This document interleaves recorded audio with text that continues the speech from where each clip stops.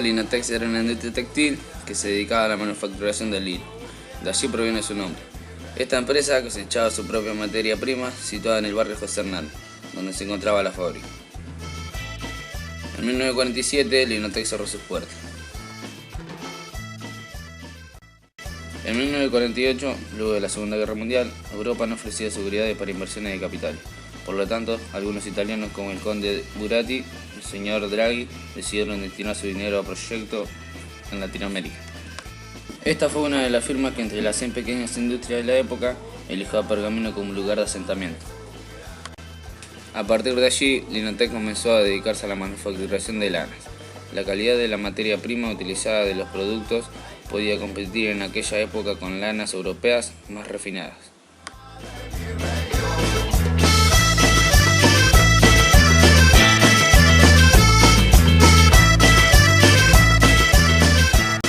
¿A qué se dedicaba Linotex?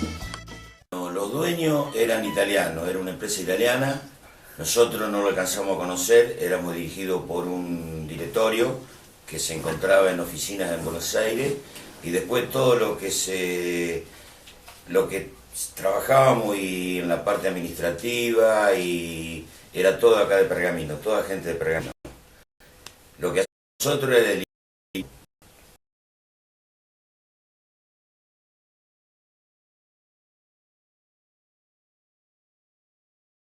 se acostumbraba antes, que ahora se ve poco, es tejer. Como las abuelas y las mamás de antes tejían, bueno, salía la lana con la madeja para tejer. Eso era el trabajo que se hacía en Linotex. Y a fábrica llegaba la lana como se las esquilan a la oveja. Y se hace todo el proceso, desde clasificar la lana de mejor calidad o la más baja calidad, lavarla,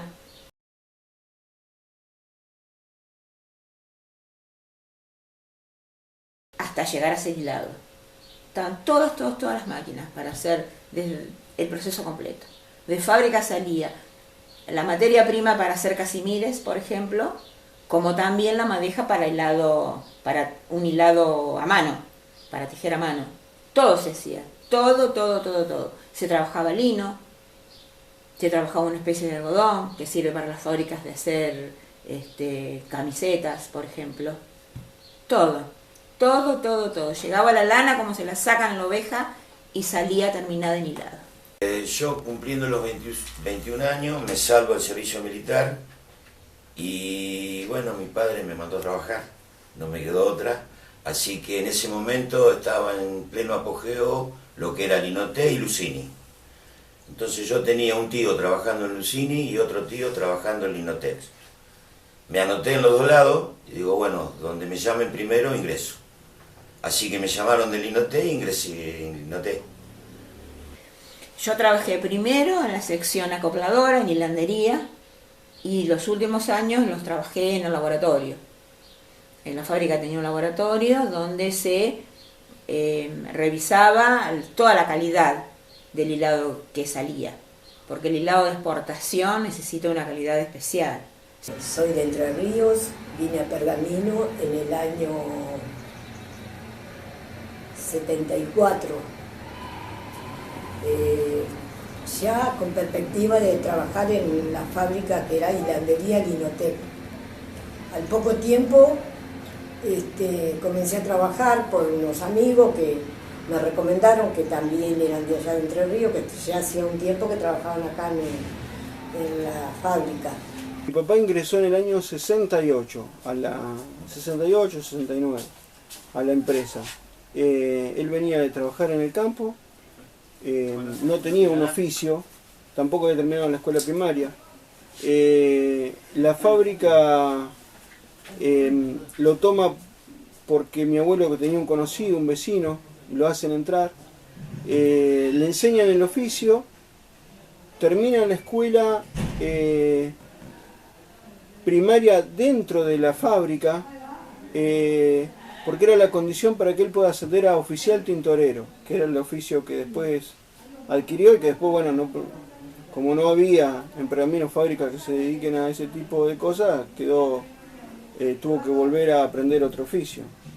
Trabajábamos a veces 8 horas, a veces 12, a veces 15 horas estábamos adentro de la fábrica. Por supuesto que ya era otro el pago. Cobrábamos muy bien, nos pagaban bien. Obrero había, cuando yo fui, había como 300 obreros. Y el horario era por trabajo insalubre 7 horas y media. Eran 3 turnos, 3 turnos de 7 horas y media. Era una fábrica modelo. Nosotros teníamos una obra social, me acuerdo, patente, una obra social buenísima, porque bueno, de la asistencia odontológica, que era muy cara en aquella época, hasta cuando se enfermaba alguno de nosotros o mis hermanos, siempre la presencia de la obra social, y había una contención médica importante. Todo eso después, bueno, se extrañó mucho. Así que bueno, el cambio, el golpe es violento. Para un niño de 9 años quedarse sin las vacaciones, sin las zapatillas, sin la forma de vida que tenía, es violento. Una de nuestras hipótesis fue si Linotex influyó en el barrio José Hernández. Bueno, los primitivos vecinos del barrio fue fundado prácticamente por gente que vino incluso de Italia por la fábrica, que trajeron gente especializada, y ahí empezó a formarse el barrio José Hernández.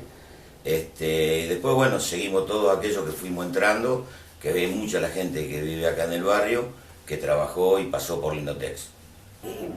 Vino a vivir mucha gente que trabajaba acá en la fábrica. Yo tengo amigos, compañeros que en la actualidad todavía están viviendo. Muchos de los primeros que vinieron, que trabajaron en la empresa, se establecieron en el barrio José Hernández, hicieron su casa. Yo, cuando entré a trabajar en Linotex, me compré la casa en el barrio Hernández porque me quedaba cerca. Creo que a muchos operarios les pasó lo mismo que a mí. Compré este terreno y bueno, era la oportunidad para venir a trabajar cerca de la fábrica, porque yo vivía en la avenida y me quedaba incómodo. En ese tiempo no teníamos la posibilidad de venir ni en remis ni en colectivo cómodo. Así que compré acá, como compraron mucha gente de Linotex, y bueno, empezamos, hicimos la casa, pero nos duró poco. Yo empecé a hacer la casa en el año 74, la terminé en el 78, cuando me vine a vivir en el 80 cerró, así que tuve que volver a salir del barrio. Huelga y reclamo de trabajadores por mejoras salariales en la época de la dictadura. ¿Qué sucedió realmente? Eso ocurrió en la época del proceso, cuando obligaban a todos los trabajadores del país a no negarnos a hacer horas extras, porque tenían un contrato a los militares con los extranjeros. Nosotros en ese momento, la comisión, los delegados de la fábrica, decidieron hacer un paro para conseguir algunos beneficios que necesitábamos, que en ese momento necesitábamos tener un tipo que nos dieran algo de comer, porque teníamos que llevar la comida nosotros, aunque después la llevábamos, pero teníamos como algo que nos hacían comida caliente, como trabajábamos tantas horas, entonces necesitábamos baño, agua fría, porque era mucho calor hacía. Entonces paramos, y en ese momento fue cuando llegaron los militares en horas de trabajo y se llevaron a todos los delegados que en ese momento figuraban en la fábrica, que la pasaron muy mal. Tuvieron suerte que ninguno fue desaparecido, porque por la ayuda del padre Romanello, que fue y habló, porque era toda gente de trabajo, después los tuvimos todos de vuelta, pero estuvieron presos y castigados. Comenzaron las medidas de fuerza porque bueno, ya no les pagaban el sueldo y comenzaban a atrasarse. Ya había como una sensación de que en cualquier momento cerraban. Y en el año 76, a finales del 76, hacen una huelga porque no les pagaban el aguinaldo. Y vienen camiones de San Nicolás, del batallón de San Nicolás, los cargan a 30 o 40 trabajadores, entre ellos mi papá, y lo devuelven al otro día pelado. ¿no? Y se terminaron las medidas de protesta. Nosotros teníamos delegados en la fábrica y hubo mucho problema, ellos lo llevaron a San Nicolás, lo estuvieron preso, digamos, venían acá y nos revisaban de punta a punta, no ibas a hablar una palabra porque pobre de vos, te llevaban enseguida. Entonces teníamos que callarnos y dejar que ellos actúen como querían. Yo no sé si hubo influencia o no, pero que los tuvimos ahí porque los chicos delegados tuvieron problemas, pero no problemas no problemas con la gente misma, sino por el hecho de la dictadura, porque como eran delegados los perseguían. Pero la fábrica no entraban, porque nosotros teníamos un fichero, el fichero fuera de la fábrica y el lugar donde colgábamos las bicicletas. Y ellos estaban en la puerta a veces apostados o entraban porque los chicos salían, o sea, salía un turno y entraba el otro. Entonces ellos estaban ahí como subversivos, pero ellos no eran subversivos. Ellos eran delegados como cualquier fábrica tenía su delegado. Y en la fábrica se llevaron a los delegados de cada sección, pero no sé, los llevaron a San Nicolás, pero los volvieron, no pasó nada, pero sí, una mañana, un mediodía nosotros salimos y estábamos rodeados de los jeeps, de los militares. En esa época creo que se llevaban a todos los que tenían que ver con los sindicatos y a todos los que pudieran pensar que en algún momento podían levantarse en contra de ellos, me supongo. No había otra cosa. En 1979 comenzaron las suspensiones y luego finalmente cerró sus puertas. ¿Por qué cerró Linotex? Porque la fábrica presentó quiebra. Nosotros todos generalizados quedamos sin trabajo. Linotex cierra porque a los italianos que eran los dueños de Linotex no les convenía producir en la Argentina y comienzan a radicar su fábrica en otros países que les salía mucho más barato la mano de obra. Entonces, bueno, cierran la fábrica, pero con todas las maquinarias, se van de un día para el otro. Fue en la época que el país estaba mal y bueno, cerraron muchas empresas en ese año y una de las fábricas que cerró fue el Linotex. Que fue despedido en el año 79. En el año 79 yo tenía 9 años. Lo que me acuerdo es el cambio que se produce en mi forma de vida.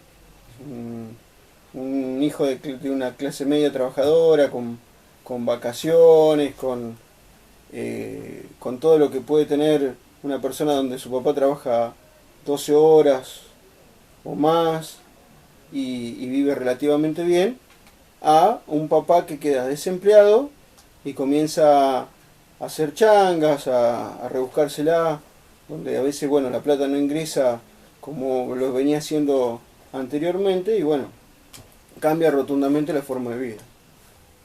¿Qué recuerda de la última etapa de la crisis de la fábrica? Y la última etapa fue muy triste porque aquello que pudimos trabajar y hacernos una casa como lo hicimos la mayoría acá en el barrio, parecía que de cerrar la fábrica iba a ser imposible seguir viviendo. Bueno, que quede como un mensaje que cuando cambian los modelos económicos y se destruye la industria nacional, atrás de un trabajador que queda despedido hay una familia. Detrás de un trabajador hay una familia. Cuántas historias que hoy no movilizan nada. Linotex, ayer y hoy. Y me quitaban fantasmas. Hay cuánta gente con hambre, hay qué gobierno tan ignorante. Hay cuántos cortes sin causas, hay cuántas causas olvidadas. Hay cuántos hijos de puta, hay tanta mierda absoluta. Quieren robarte tu